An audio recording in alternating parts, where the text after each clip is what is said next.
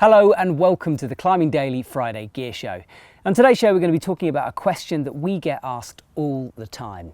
What climbing shoe size is right for me? Now this is a tricky question.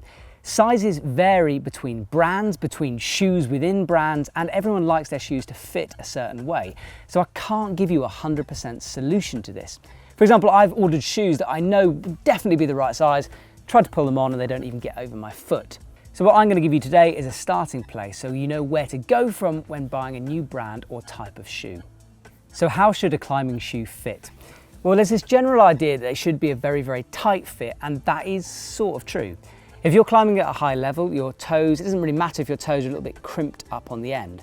This allows you to cam your foot into the rock and put down more power from your shoe to that hold. So there should be no loose spots or dead space within the shoe. So if you'll put it in and you can sort of pull up loads of material around your foot, it's probably a bit too big. Now, although these should be tight, don't ruin your climbing experience by getting something horribly tight. If your toes are like hugely crimped up, you're going to ruin your feet, knacker your toenails, mine look disgusting for example, and just have generally a bad day. So tight but not too tight is the mantra. What a shoe is lined with also makes a difference. It can stretch about half a size depending if it's synthetic or leather or loads of different options. We've actually done a full video to this, so I'll put a link in the copy below if you want to check that out. So let's move on to some popular brands and how they size up. Let's start with 510. So personally, and this is personal for this, so your feet might fit differently to my feet. If I'm looking for an aggressive, tight fit, I tend to go half a size down from my street size. So my street size is a UK 9. These are the Quantum VCSs, and I choose a 8.5 in them. So my toes are cramped up a little bit, but not ridiculously so, and there's no dead spots anywhere in the shoe. So for an aggressive shoe, that works perfectly. If I was going for a comfortable shoe or a trad climbing shoe, I'd probably go for my street size, so a UK 9. So that's my opinion. Here's what 510 have to say about how your toes should be in certain types of shoes.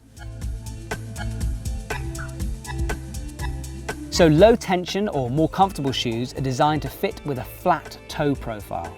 This profile is most comfortable for beginners.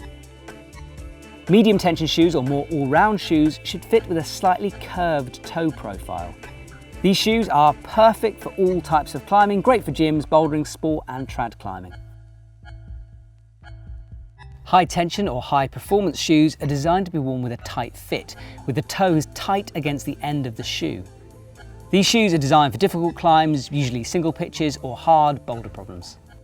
So hopefully that's given you an idea of where to start with 510 shoes. Let's look at La Sportiva. So with La Sportiva shoes, I tend to have to buy quite a small size to make it fit properly. So generally about one size down from my street shoe. So for example, this is the Kataki. Now this model, I was trying it earlier, is an 8.5. So half a size down, and for me that's a really comfortable fit. I could probably fit in that all day, no problem at all. If I wanted a more aggressive fit, I'd probably have to go down to a size 8, or even lower, perhaps even a 7.5. So almost a size and a half down. Weirdly, and I don't know if anyone else has noticed this, I found that older models of La Sportiva shoes, so let's say the Katana, I have to get them smaller than the newer models, so perhaps they're slightly changing their fitting style. I don't know. So that's my personal feelings on sizing for the La Sportiva. Here's what La Sportiva have to say. La Sportiva reckon that as a general rule, the softer the shoe, the tighter the fit. So if it's a very soft shoe, 2 or 3 sizes smaller than your street shoe size. They also say, we recommend you fit your trad shoes 1 or 2 sizes under your street shoe size. A thick midsole creates a platform on which you stand, while a slip-lasted slipper-style shoe relies on your cam toes to create an edging platform. So what La Sportiva are basically saying is that if you've got a trad shoe, your toes should be less cammed than if you've got a slipper-style bouldering shoe, and your toes should be more cammed. That's how they design their shoes to work best for you. And La Sportiva are big on this. They're really keen that you don't just cram your feet into as small size shoe as possible, because they actually reckon that the features they put on won't work. They see it as a brick, so if your shoe is just one brick and there's no movement in there, all the tension, all the rands, all the tensioning, that just won't work properly.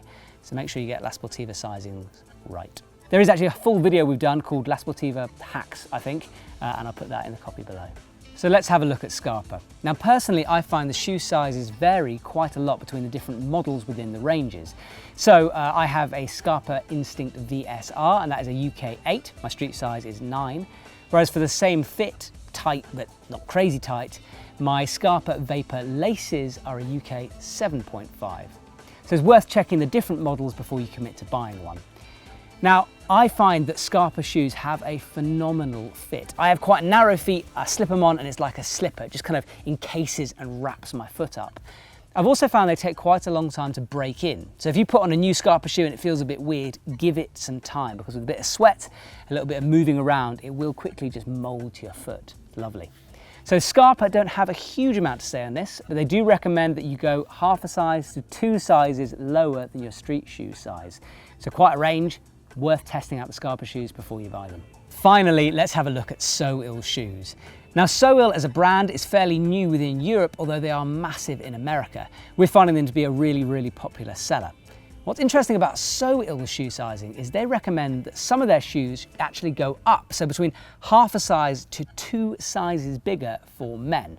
So for example, the popular runner shoe is recommended half a size up from the street size shoe for men, but 1 size down for women. So generally, looking through the So-Il website, they seem to recommend that men go up a bit and women go down a bit from their street shoe size. Now, I haven't seen this kind of thing in any other brand, so I'd be interested to know your opinion on it. I haven't actually worn So-Il shoes that much myself, so let me know how the sizing and fit works for you guys. Comment below. For our most popular shoe models on the EpicTV shop, we have a shoe comparison tool. Simply click on the tool, enter the shoe model and the size you're currently wearing, and it will show you the recommended size for the new shoe you want to buy. So there you go. As I said at the beginning of the video, this is a bit of a dark art. Shoe sizes vary between different brands and the models within the brands. What I'm saying is what I've personally found, so don't take what I say as 100% fact. Hopefully this gives you an idea of where to start when you're buying a new climbing shoe. Thanks for watching The Gear Show, thanks for watching Climbing Daily all week, and I'll see you soon.